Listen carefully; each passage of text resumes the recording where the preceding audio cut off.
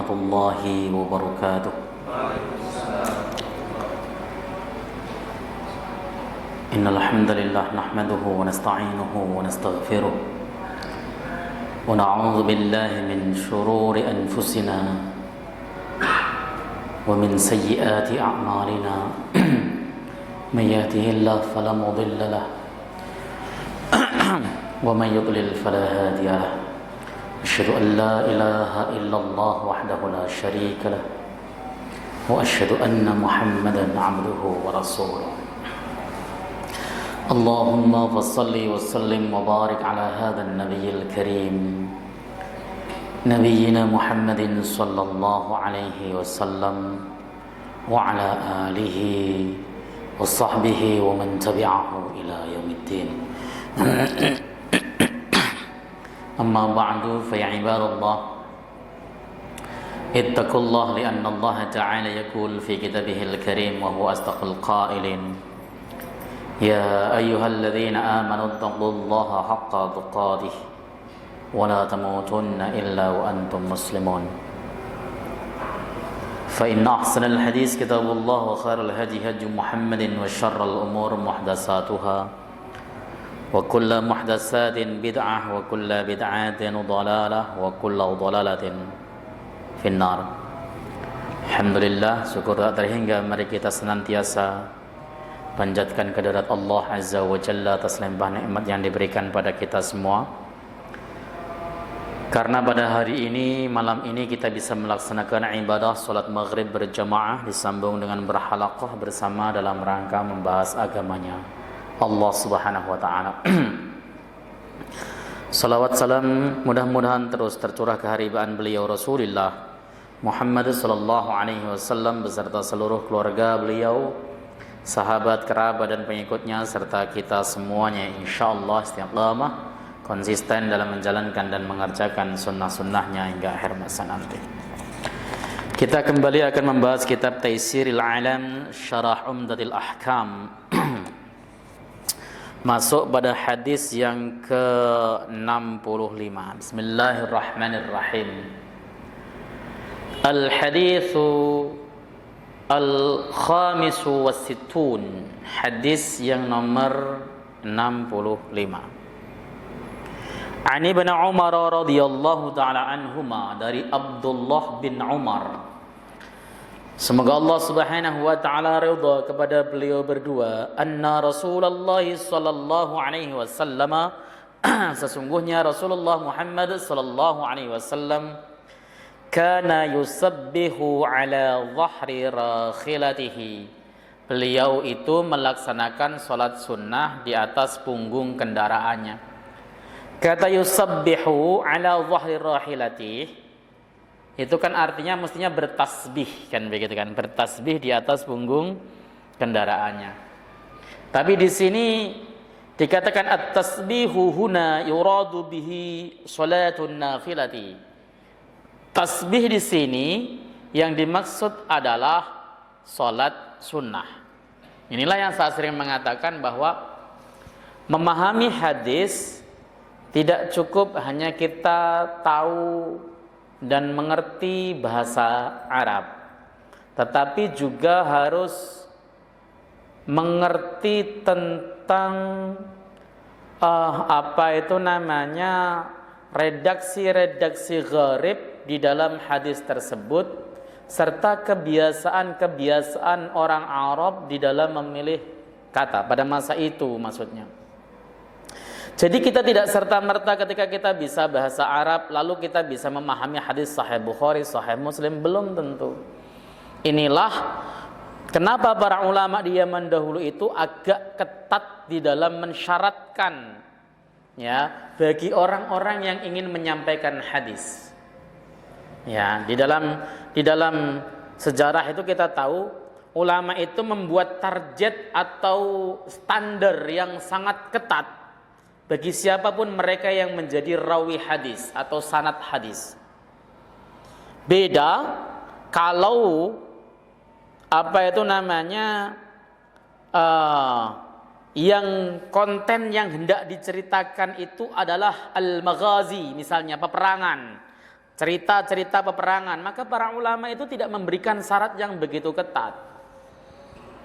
Kenapa kok dalam hadis ketat? Karena masadirul Islam itu kan cuma ada dua, Al-Quran dan Al-Hadis. Itu masadir, sumber Islam. Sumber hukum Islam itu cuma ada dua, yaitu Al-Quran dan Al-Hadis. Salah memahami Quran, salah memahami hadis, konklusi hukum yang akan ditarik pun akan salah. Kesimpulan fikih yang didapati pasti akan keliru karena salah di dalam memahami hadis Nabi Shallallahu Alaihi Wasallam.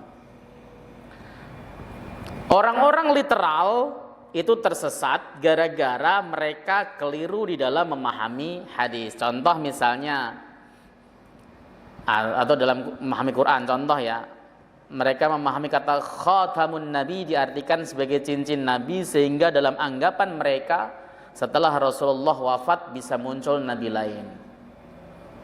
Ini karena mereka begitu literal, tidak memandang konteks hadis-hadis lain yang berkaitan dengan itu. Misalnya Nabi mengatakan la nabiyya ba'di, tidak ada nabi setelah aku wafat, contohnya.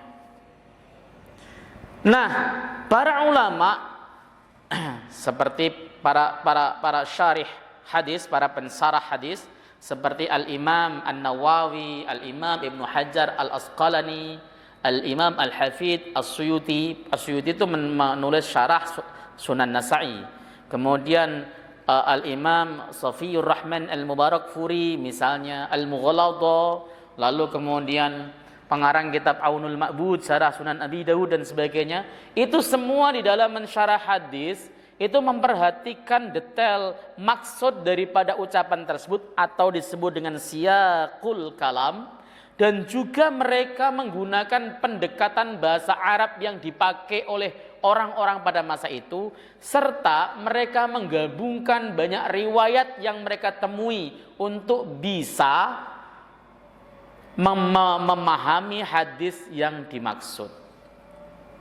Ini yang sangat sulit, itu kan harus memahami banyak riwayat ya, harus memahami banyak riwayat, sehingga ketika dia membaca hadis tersebut, riwayat-riwayat lain bisa menjadi pembatasnya, bisa menjadi qayyidnya, yaitu tadi, atau bisa menjadi tahsis atau pengkhusus bagi redaksi-redaksi yang sifatnya umum. Jadi kalau kita baca yusabbihu itu artinya bertasbih. Nabi bertasbih di atas kendaraan, apa yang salah? Boleh dong bertasbih. Tapi konteks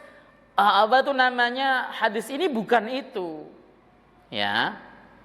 Maka kemudian para ulama pakar hadis atau pensyarah hadis mengatakan bahwa yang dimaksud di sini adalah salatun nafilati, salat sunnah, min tasmiyatil kulli bismil ba'd, termasuk memberikan nama bagi keseluruhan benda tersebut dengan nama sebagian, atau di dalam ilmu balaghah disebut dengan mimbabi dzikril juz wa iradatil kull, yang disebutkan itu sebagian tapi maksudnya semuanya.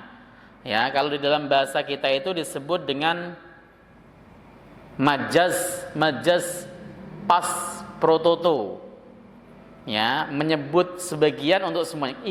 Si Ahmad kemana ya? Kok nggak kelihatan batang hidungnya? Karena yang dimaksud batang hidung itulah manusianya secara utuh. Itu namanya mimbabi dzikril juz wa iradatil kull. Ya, sama yang disebut tasbih, tetapi yang dimaksud adalah keseluruhan dari tasbih itu, yaitu salat sunnah.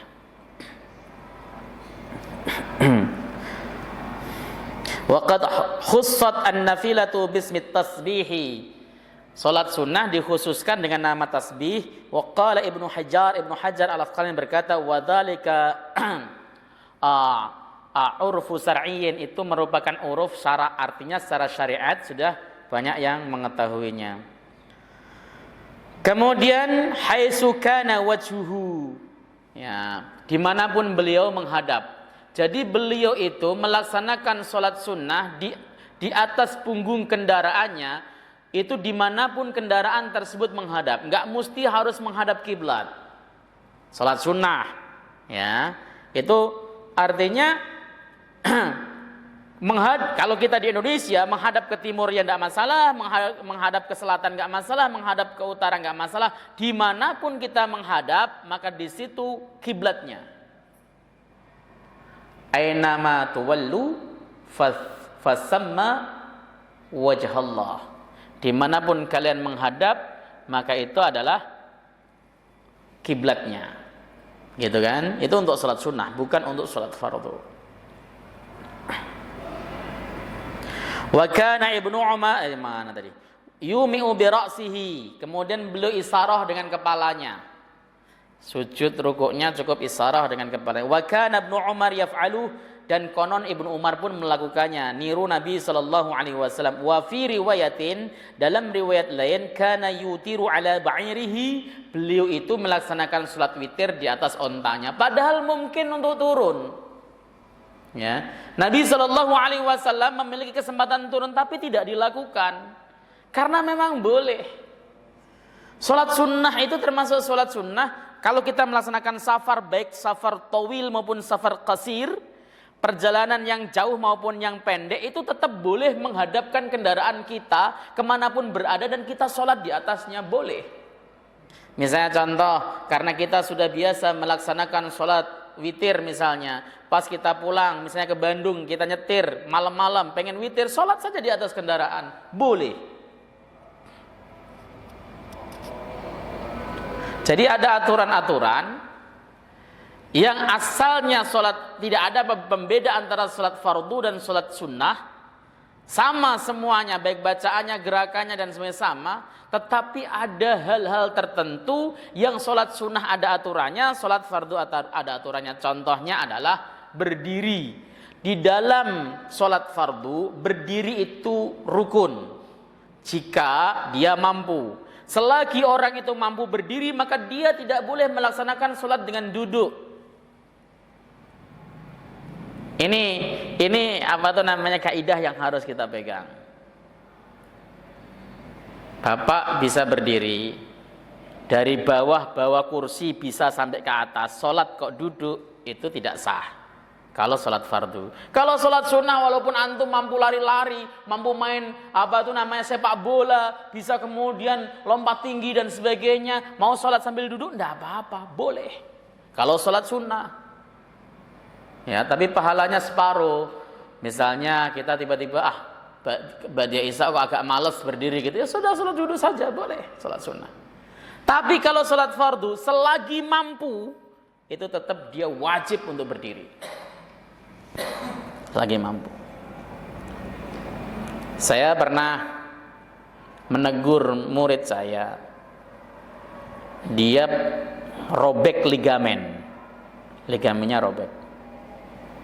Saya tanya itu ketika dia latihan taekwondo, nendangnya ketinggian, mungkin dirobek ligamennya, dan itu harus operasi, dan itu kalau dibuat rukuk sujud sakitnya naudzubillah. Tapi bisa berdiri, asalnya sholatnya duduk di lantai begitu sambil selonjor, oh enggak boleh. Ya, bagaimana sholat tetap berdiri karena mampu berdiri. Rukuk sujudnya bagaimana Ustaz? Sakit dan semuanya, pakai kursi. Kursinya ditaruh di belakang, dia berdiri, ketika rukuk dia duduk kemudian isarah. Seperti itu. Karena dia tidak uzur berdirinya. Nah, orang Indonesia kenapa suka-suka sholat bawa kursi lalu kemudian duduk dan sebagainya? Rata-rata ngelihat di Masjidil Haram maupun Masjid Nabawi. Saya tekankan sekali lagi, tidak semua orang yang sholat di Nabawi, di Haramain itu orang yang alim agama. Enggak semuanya, Pak. Enggak mesti orang yang pintar bahasa Arab itu lalu kemudian paham fikih, itu enggak mesti. Ya, orang Arab asli yang casisus ngomong bahasa Arab, disodorin kitab suruh cari mubtada dan khobarnya, banyak yang enggak bisa. Itu serius. Nah, orang Indonesia, wah Arab aja begitu, kemudian ikut-ikutan. Di Indonesia dipraktekkan. Imam Ahmad memang punya pendapat. Jika sakitnya memang uzurnya, masyakotnya berat, misalnya contoh, kalau dia berdiri itu agak sempoyongan tapi kuat, tapi begitu rukuk dia bisa jatuh, ketika dan sebagainya, maka dia boleh langsung duduk di atas kursi. Betul, itu pendapatnya Imam Ahmad. Lah tapi kan banyak orang Indonesia begitu turun dari mobil langsung naik tingkat 1, dia masih bisa bahkan nenteng-nenteng kursi. Begitu sampai di atas sholat Jumatnya duduk. Ini aneh. Kecuali sholat sunnah silahkan. Wong sholat sunnah mau berkali-kali juga silahkan sambil duduk Anda. Tidak masalah. Ini yang harus kemudian dimengerti. Ya, sholat sunnah itu memiliki kesamaan dengan sholat fardu banyak, tetapi ada pembeda-pembedanya. Salah satunya itu, yang kedua adalah masalah menghadap kiblat. Sholat fardu itu wajib menghadap kiblat. Jika kita di atas kendaraan, maka kita wajib turun di atas kendaraan, takbir dengan menghadapkan kiblat jika mampu, jika memungkinkan. Tapi kalau nggak memungkinkan bagaimana? Misalnya kita di atas kereta api yang penuh sesak dan sebagainya, waktu sholat sudah masuk, maka kita boleh mengerjakan sholat kemana saja kita menghadap semampu kita. Itu disebut dengan sholat faqidus surut, sholat yang syaratnya kurang. Dia tetap wajib mengerjakan sholat, disebut sholat li hurmatil waqt. Begitu sampai rumah, seluruh ulama sepakat dia wajib mengulang. Kecuali kalau dia bisa menghadap kiblat.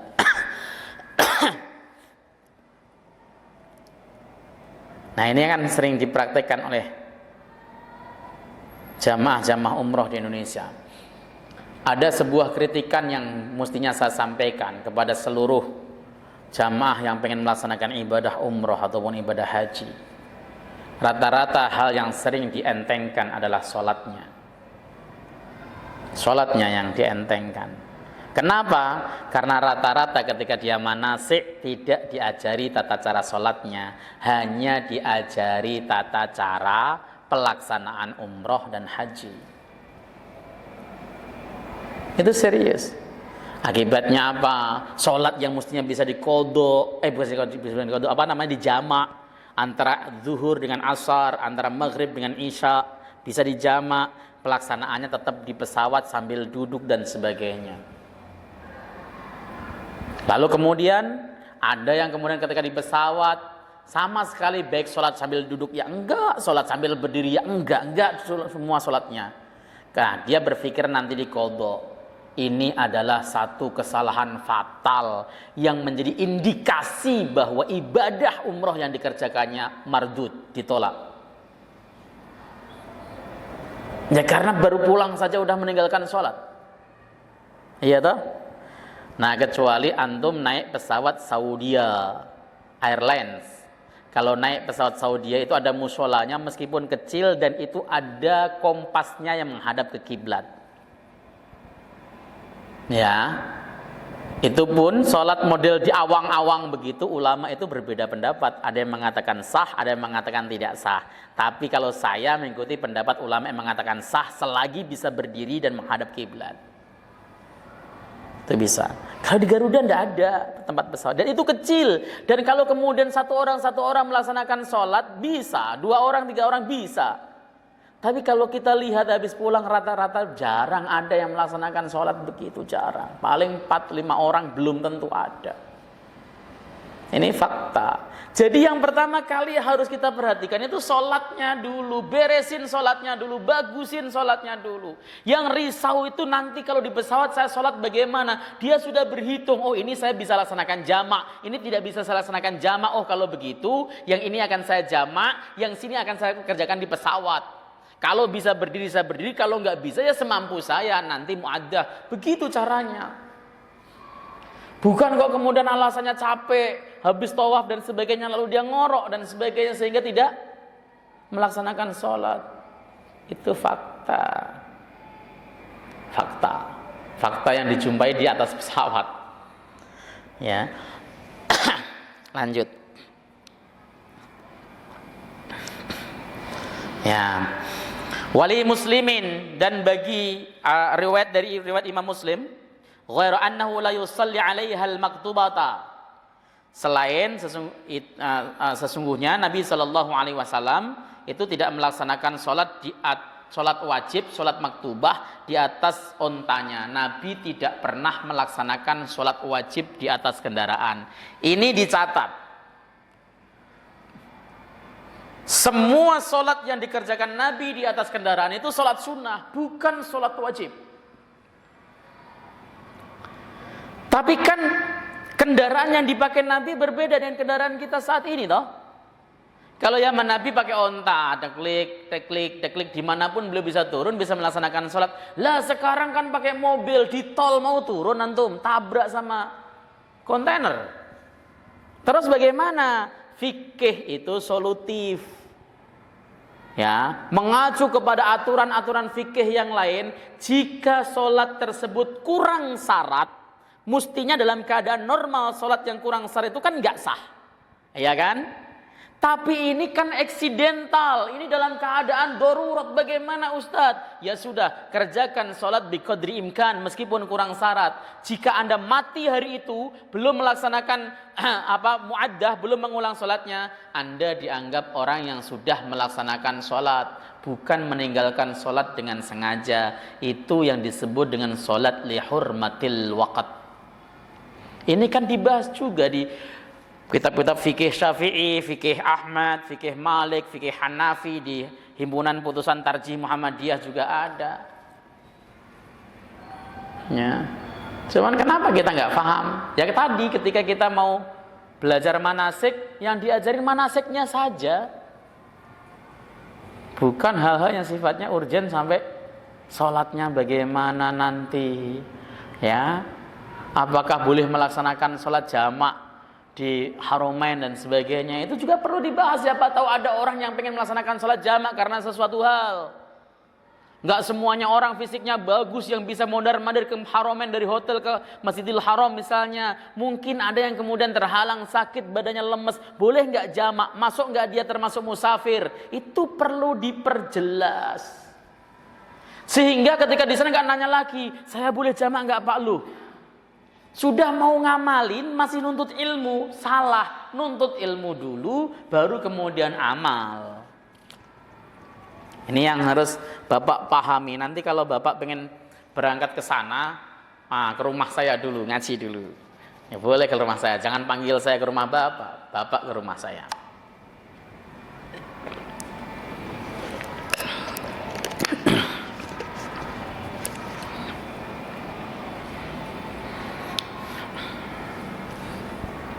Walil Bukhari, dan dari riwayat Imam Bukhari atau bagi Imam Bukhari, ilal faraidha, kecuali sholat wajib, sholat fardu, itu memang tidak pernah beliau kerjakan di atas kendaraan.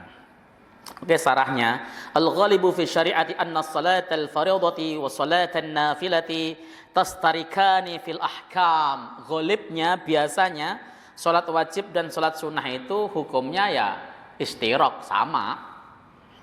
Ya, berdiri wajib menghadap kiblat itu ghalibnya biasanya. Tetapi wa hadza huwal aslu fihima, ini merupakan hukum asal dalam salat fardu dan salat sunnah. Ya fama warada fi ihdahuma min hukmin wa huwa lahu masawa. Kalau ada hukum yang menjelaskan pada salah satunya, maka itu juga berlaku bagi yang lainnya, bagi salat sunnah. Makanya kan ada perdebatan itu nanti di bahasan salat sunnah. Sholat qobliyah zuhur misalnya mau memakai 4 rakaat, apakah ada tahiyat awal apa tidak? Nah itu ada perbedaan. Ada yang pakai, kenapa? Karena tidak ada aturan dan larangannya sama sekali. Ketika tidak ada, ya kembalikan kepada hukum asalnya bahwa sholat fardu dan sholat sunnah itu sama. Kan? Ada yang mengatakan tidak boleh. Kenapa? Karena di dalam Nabi ketika mengomentari sholat witir 3 rakaat itu tidak boleh pakai tahiyat awal supaya tidak sama dengan sholat maghrib.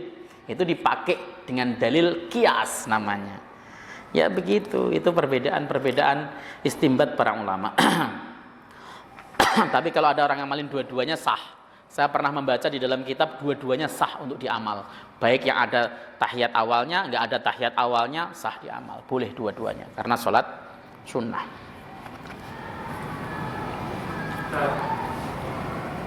Jadi kalau kita naik kereta api dari Jakarta Surabaya, karena kan kita sholat kereta tapi ketinggalan, tidak ketinggalan.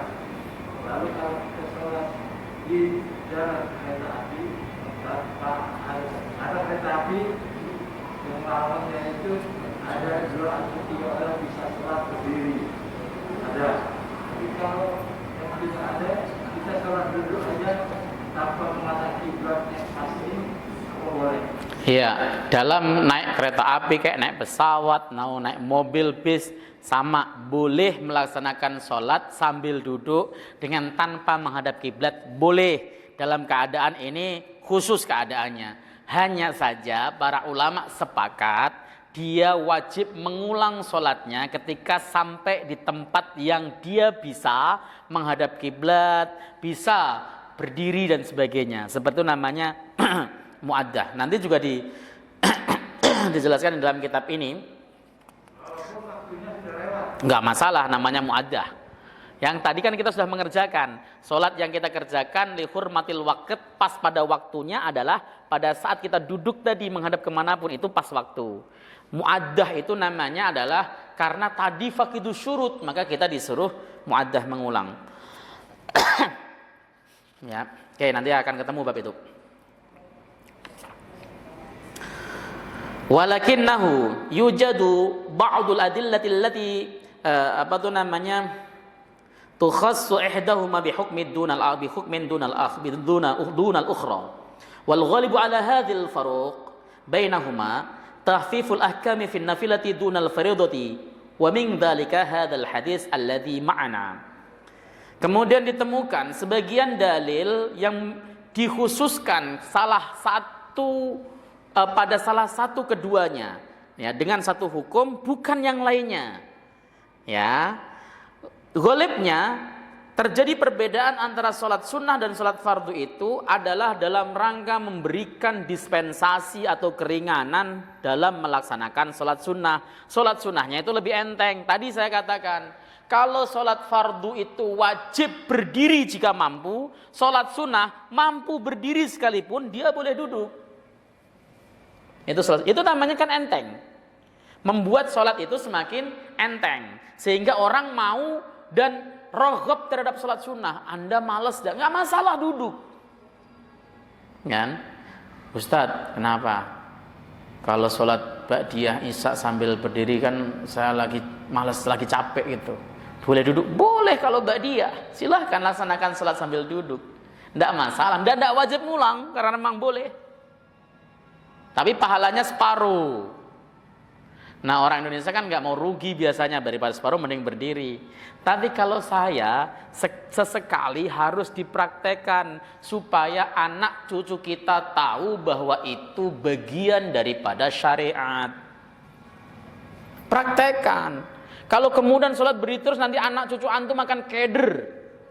Ketika ini sholat kok kuat berdiri sambil duduk, sholat apaan nih? Aliran sesat jangan-jangan. Kenapa? Karena nggak pernah dipraktekkan sama bapak-bapaknya. Karena kan saya pernah ada orang itu menganggap aliran sesat sebuah masjid gara-gara masjidnya melaksanakan sujud tilawah pada saat sholat. Ya, tiba-tiba wasjudu waqtarib, Allahu akbar, sujud. Nah, kok dia sujud? Mestinya ruku. Setelah sujud sekali berdiri lagi, nambah surat lagi. Wah, sholatnya aneh, ini aliran sesat ini Ustadz. Bukan, itu sujud tilawah.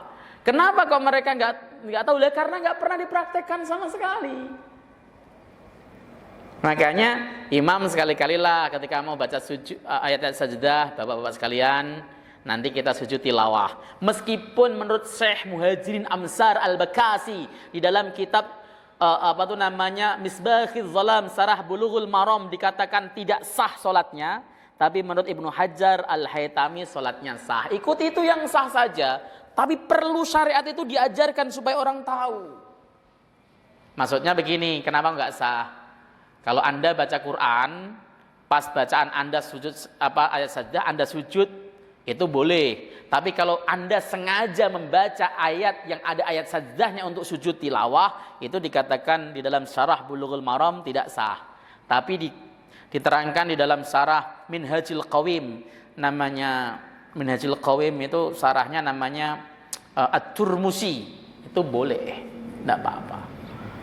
Ini harus kemudian antum ketahui ternyata begitu. Nah, tetapi syariat kalau bagi saya, syariat ini perlu dikenalkan kepada umat.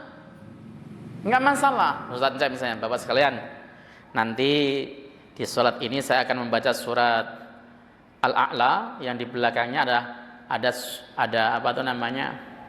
Iqra deh, surat Iqra. Al-Alaq yang di belakangnya ada wasjud waqtarib. Saya pengen melaksanakan sujud tilawah. Ya, orang pada tahu sujud tilawah itu bagaimana? Oh, sujud tilawah itu nanti setelah baca itu imam akan sujud sekali, bapak-bapak ikut. Ya, jangan kaget. Setelah sekali berdiri lagi sambung surat. Surat apa saja boleh. Seperti itu. Itu apa? Dalam rangka mengajarkan syariat tasyri' kepada umat. Penting yang kayak gitu. Ya kayak antum melaksanakan salat sunnah sambil duduk itu perlu, serius perlu. Perlu dipraktekkan. Syariat itu sudah banyak mulai menghilang jika tidak dipraktekkan. Al-Imam Ibnu Qayyim Al-Jauzi di dalam kitab I'lamil Muwaqqi'in, beliau mengatakan bahwa qobliyah Jumat itu kan sebenarnya 4 rakaat. Dan itu dilakukan di rumah. Tapi kira-kira ada nggak yang mempraktekkan? Ba'diyah. Saya tadi ngomong apa? Qobliyah, berarti saya kepleset. Nah, biasalah. Belum ngopi itu kayak gitu tuh. Ba'diyah Jumat itu dilaksanakan di rumah. Dan jumlahnya berapa? 2. Kalau di rumah. Ini kalau belum ngopi begitu. Kalau dilaksanakan di masjid, dilaksanakan 4. Itu kata Imam Ibnu Qayyim. Kalau di masjid berapa? 4. Kalau dilaksanakan di rumah 2. Antum di masjid berapa? 2. Lah ya. Nanti syariat akan pelan-pelan hilang kalau nggak dipraktekkan. Oke, kalau qobliyah Jumat itu debatable. Nanti kalau pas lagi bagiannya saya akan jelaskan urekan-urekan pendapatnya supaya kita tetap kokoh dalam pendapat kita, tapi toleran dalam pendapat orang lain. Ya, itu unik itu kajian qobliyah Jumat itu. Karena saya meneliti langsung hadis-hadisnya, jadi itu memang suatu hal yang unik. Jadi kalau pas lagi antum sholat Jumat, antum nggak pakai qobliyah tapi samping antum tiba-tiba qobliyah, jangan sesat ini, nggak usah. Beda pandangan gitu aja. Beda pandangan fikih.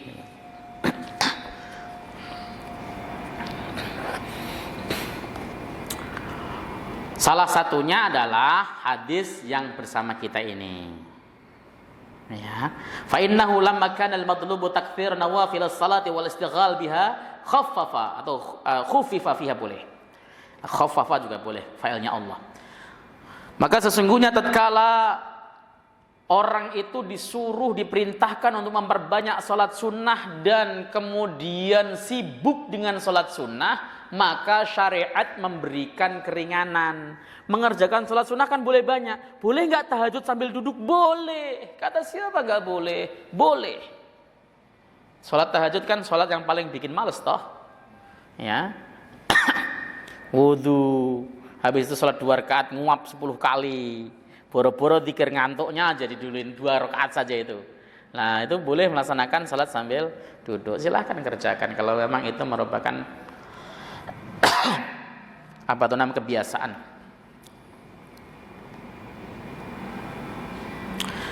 Ahkamul hadis.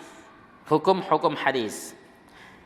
Jawazu salatin nafilati fi safari ala rahilati wa fa'ala Ibnu Umar lahu aqwa min mujarradir riwayah.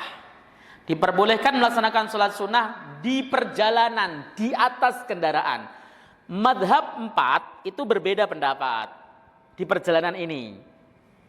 3 madhab, berarti selain Imam Malik mengatakan mengerjakan sholat sunnah di atas kendaraan itu boleh pada safar yang pendek sekalipun. Nggak mesti harus masafatul qasr. Sholat yang boleh untuk mengerjakan perjalanan yang boleh untuk dikosor. Nggak mesti. Tapi safar yang pendek sekalipun boleh untuk mengerjakan sholat di atas kendaraan. Sholat sunnah. Kalau Imam Malik wajib perjalanan yang jauh. Begitu. Jadi boleh. Dan Ibnu Umar perawi hadis ini mempraktekkan langsung. Jadi kalau perawi hadis mempraktekkan langsung itu kuat karena sesuai dengan pemahaman beliau. Ada enggak rawi hadis yang tidak mempraktekkan hadis yang diriwayatkan? ada Abu Hurairah radhiyallahu taala anhu.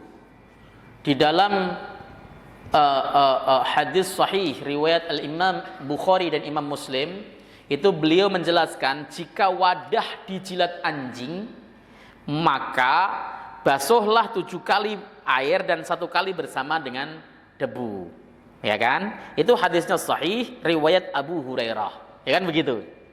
Tapi Abu Hurairah itu punya fatwa, namanya fatwa Abi Hurairah. Beliau mengatakan jika sesuatu terjilat anjing, maka basuhlah cukup 3 kali dengan air tanpa dicampur debu.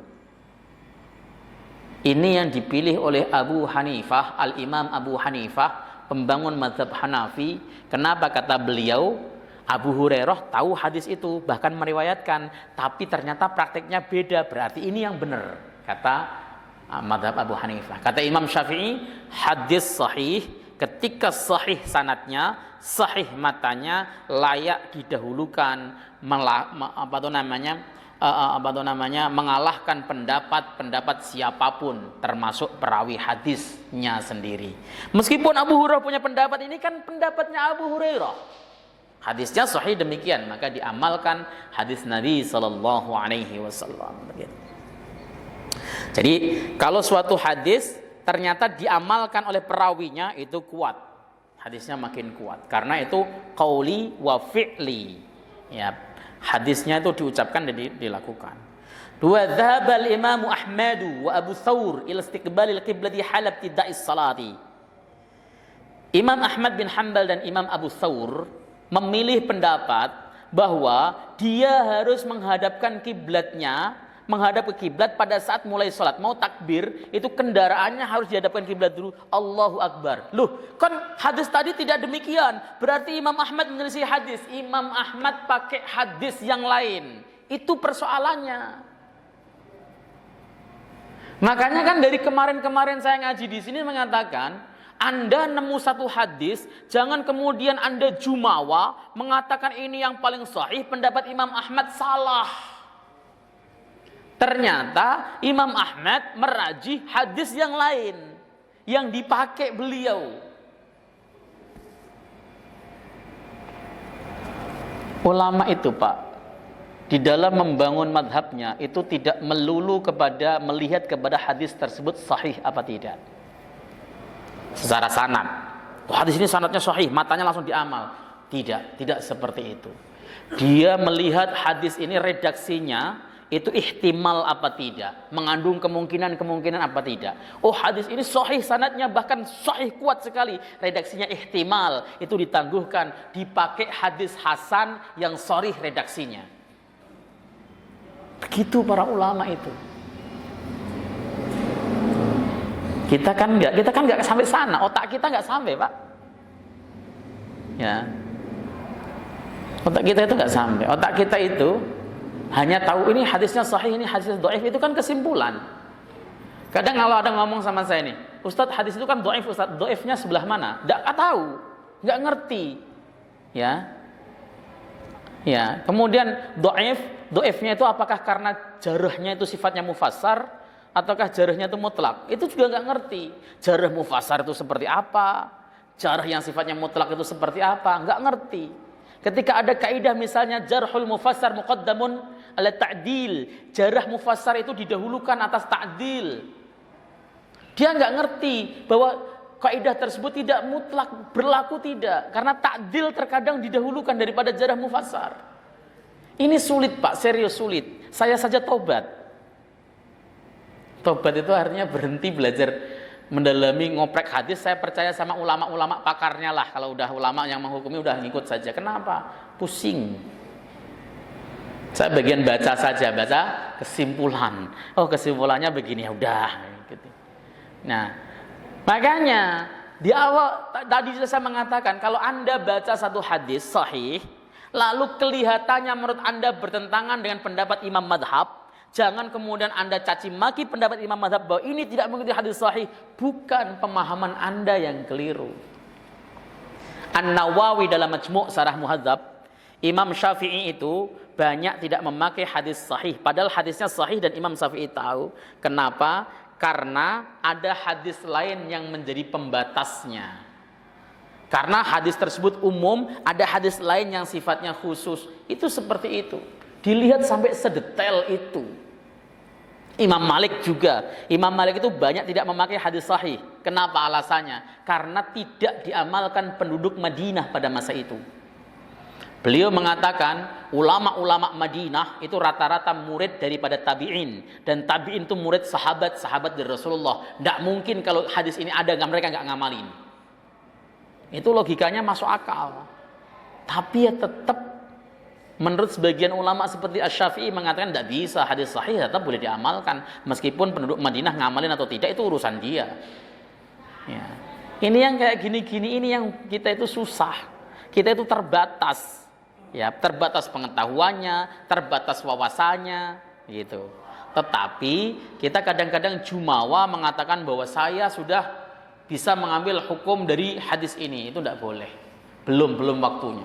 Nanti kalau sudah antum hafal hadis 400.000 hadis lah. Ya, soalnya ada seseorang, ini saya baca dalam muqaddimah dalam Fatwa An-Nawawi. Fatwanya Imam Nawawi di muqaddimahnya itu dikatakan ada seseorang bertanya kepada Imam Ahmad, ya, berapa hadis yang harus ia hafal ya Imam ketika seseorang itu sudah boleh mengeluarkan fatwa. Kemudian dia mendahului, apakah 100 hadis cukup? Imam Ahmad mengatakan kurang.